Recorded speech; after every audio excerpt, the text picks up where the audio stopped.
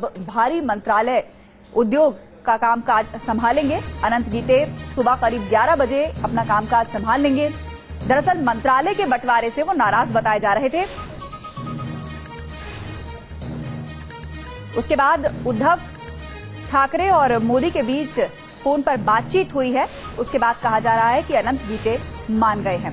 दरअसल अपना कार्यभार भी उन्होंने नहीं संभाला था, अपने ऑफिस जाना भी उन्होंने शुरू नहीं किया था, क्योंकि वो नाराज बताए जा रहे थे अपने पोर्टफोलियो से। वो बदलाव चाहते थे, लेकिन अब कहा जा रहा है कि इस पूरे विवाद को सुलझा लिया गया है। खुद मोदी और उद्धव ठाकरे की फोन पर बातचीत हुई है। और इस पर चर्चा के लिए सीधे आपको लिए चलते हैं। हमारे संवाददाता अमितेश सिंह हमारे साथ सीधा जुड़ रहे हैं। अमितेश, नाराजगी की खबरें आ रही थी अनंत गीते की, और उसी के चलते उन्होंने दफ्तर भी जाना शुरू नहीं किया था, अब कामकाज भी नहीं संभालना शुरू किया था, लेकिन अब कहा जा रहा है कि उन्हें मना लिया गया है। किस तरीके से माने हैं अनंत गीते? अब क्या आश्वासन आगे के लिए मिला है? निश्चित रूप से अनंत गीते मान गए हैं और सुबह 11 बजे उद्योग भवन में भारी उद्योग मंत्रालय का कार्यभार संभाल लेंगे। तो एक जो बीच में जो एक चल रही थी शिवसेना और बीजेपी के साथ जो रिश्ते थे, उसको लेकर जो खटास आ गई थी लगातार मंत्रिमंडल के समय से ही, वो कहीं न कहीं अब कम होती दिख रही है। लेकिन सबसे बड़ा सवाल है कि शिवसेना को आश्वासन क्या दिया गया है। तो निश्चित रूप से यहाँ पर जो खबरें आ रही हैं सूत्रों के मुताबिक, उसमें शिवसेना को आगे कुछ और मंत्रालय दिए जा सकते हैं। हालांकि बीजेपी एक और एमओएस देखा जाए तो शिवसेना को देना चाहती है, और एक दूसरा एमओएस जो है वो देना चाहती है रामदास अठावले की पार्टी को, रामदास अठावले को। तो कुल मिलाकर देखा जाए तो एक कैबिनेट, एक एमओएस, या फिर एक कैबिनेट और 2 एमओएस शिवसेना के खाते में हो सकता है। लेकिन जहां तक अनंत गीते का सवाल है, चूंकि एकमात्र सांसद हैं, जो कि एकमात्र मंत्री हैं जो कि कैबिनेट मिनिस्टर के रूप में इस मंत्रिमंडल में शामिल हुए हैं, मोदी मंत्रिमंडल में, तो शिवसेना इस बात को लेकर के नाराज चल रही थी कि केवल हमारा एक ही कैबिनेट में मंत्री है, जबकि हमारे 18 सांसद हैं और उसे भी अच्छा मंत्रालय नहीं मिला है जिसकी वो मांग कर रहे थे। इसलिए माना जा रहा है कि अनंत गीते को भारी उद्योग मंत्रालय के साथ साथ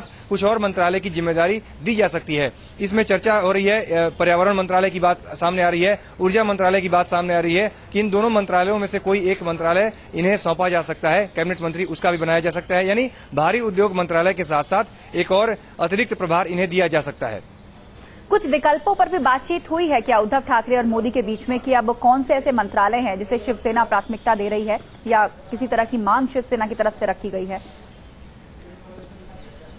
देखिए, जिस तरह से कैबिनेट के गठन के पहले ही जो तमाम चर्चाएं थी, शिवसेना लगातार ज्यादा मांग कर रही थी। शिवसेना का कहना था कि 2 कैबिनेट और 3 एमओएस कम से कम हमें मिलने चाहिए, लेकिन बीजेपी और मोदी लगातार ये चाहते थे कम से कम 1 कैबिनेट और 2 एमओएस शिवसेना के कोटे के हिसाब से, जो फॉर्मूला मोदी ने तैयार किया था, उस फॉर्मूले के हिसाब से शिवसेना के खाते में 1 कैबिनेट और 2 एमओएस दिया जा सकता है। उसके बाद चूंकि रामदास अठावले जो है वो खुद अपने लिए एक मंत्रालय मांग रहे थे, तो रामदास अठावले को इस मंत्रिमंडल में शपथ ग्रहण में शामिल नहीं किया गया है। लेकिन बीजेपी ये कह रही है कि हमने प्रकाश जावड़ेकर को ड्रॉप करके राज्यसभा का सांसद बनाया था रामदास अठावले को अपने कोटे से, इसलिए जब मंत्रालय देने की बारी है तो रामदास अठावले को शिवसेना के कोटे से मंत्रालय दिया जाए। यानी 1 कैबिनेट और 2 एमओएस जो शिवसेना को मिल रहा है, उसमें से 1 एमओएस रामदास अठावले को दिया जाए, ये बीजेपी अभी भी कर रही है। तो सबसे बड़ा सवाल यहाँ पर है आखिरकार इस मुद्दे पर क्या हो, क्या शिवसेना रामदास अठावले को अपना मंत्रालय देगी या नहीं देगी, ये आने वाले दिनों में पता चलेगा। फिलहाल 1 कैबिनेट और 2 एमओएस शिवसेना के कोटे में फिलहाल बीजेपी देती दिख रही है, और इस पर सहमति बन गई है। जहां तक सवाल आपने पूछा मंत्रालय को लेकर के, तो मंत्रालय को लेकर के एक पर्यावरण और ऊर्जा मंत्रालय का अतिरिक्त कार्यभार अनंत गीते को सौंपा जा सकता है। भारी उद्योग मंत्रालय का जिम्मा उनके पास पहले से ही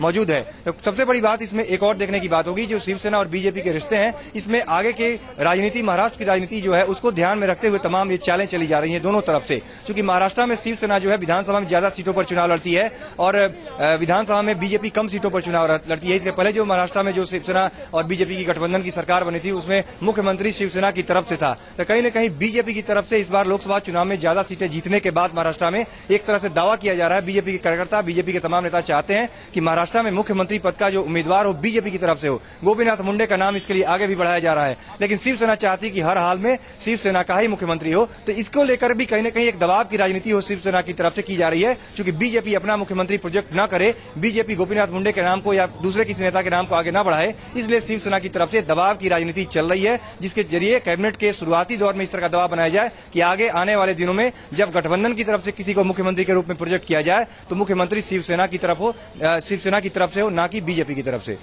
आप बने रहिए अमितेश हमारे साथ। और इस वक्त मुंबई से हमारे संवाददाता सुभाष शिर्के भी हमारे साथ जुड़ चुके हैं। सुभाष, यह दबाव की दोहरी राजनीति करती हुई शिवसेना नजर आ रही है। एक तरफ कैबिनेट मंत्री या फिर मनपसंद मंत्रालयों को लेकर जद्दोजहद जारी है, तो दूसरी तरफ निगाह महाराष्ट्र के आने वाले चुनावों पर भी है। एक लड़ाई या जद्दोजहद ये भी नजर आ रही है कि मुख्यमंत्री किसका होगा, शिवसेना का या बीजेपी का।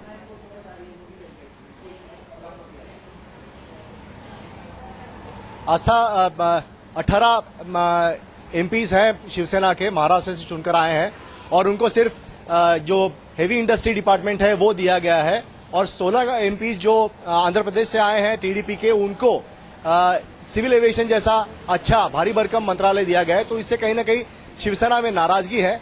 मैं आपको बताऊं कि ये हेवी इंडस्ट्री है, उसका बजट पिछले 2013-2014 में सिर्फ 585 करोड़ रुपए का था।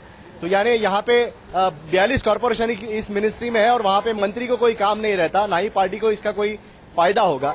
तो यही कारण है कि शिवसेना नहीं चाहती कि हेवी इंडस्ट्री उसको मिले, उसको कोई अच्छा मंत्रालय चाहिए। इसके लिए दबाव चल रहा था कि कल कोई प्राथमिकता भी निकलकर सामने आ पाई है क्या? शिवसेना के किसी नेता से आपकी बातचीत हुई हो तो प्रायोरिटीज में किस तरह के मंत्रालयों की आस यहाँ पर शिवसेना को है, इस पर कुछ अभी तक खबर मिल पाई है पुष्ट?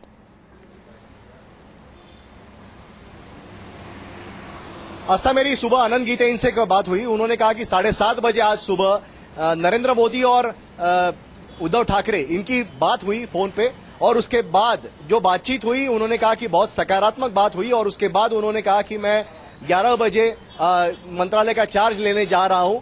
लेकिन जो उसके बाद उन्होंने कहा कि ये सकारात्मक बात होने के बाद हमारा अभी जो अपोजिशन था वो अभी खत्म हो गया है। लेकिन दूसरे शिवसेना नेता ये कह रहे हैं कि इस बातचीत में और एक एमओएस राज्य मंत्री पद जो है वो शिवसेना को देने की बात हुई है और एक एडिशनल मंत्रालय का चार्ज आनंद गीते इनको देने की बात भी हुई है।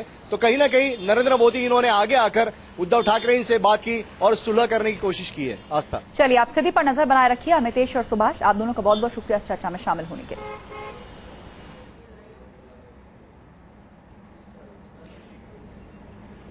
तो मान गए हैं आनंद गीते।